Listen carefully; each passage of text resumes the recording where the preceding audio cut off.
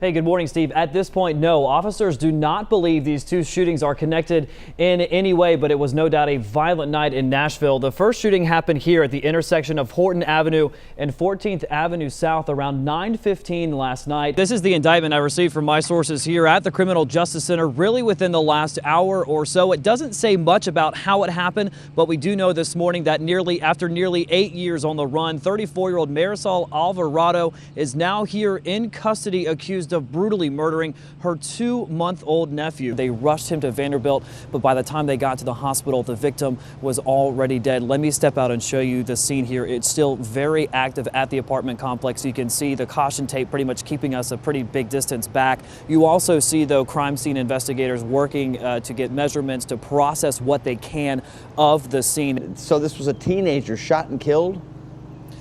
Steve, that's what police tell me. As tragic as this is, they believe this is a juvenile. They have not released his age yet or his identity. Within the last few minutes, we actually got kicked off the property at the Beechwood Terrace apartment. So it's about a block down the road behind me over here. How bad are we talking the damage there, Cuthbert?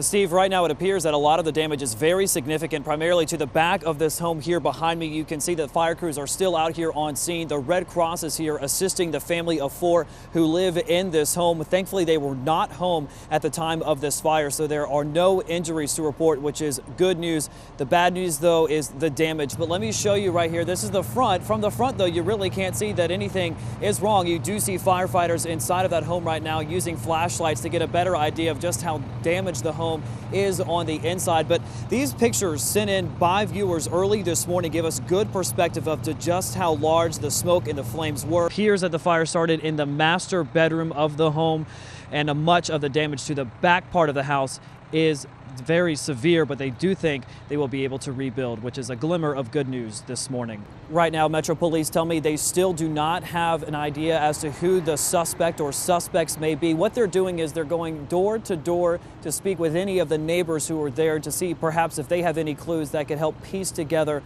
what was a tragic start to the morning here in Antioch. We'll have much more coming up at 6:30, but for now, we're reporting live here in Antioch. I'm Cuthbert Langley, News Channel 5 HD.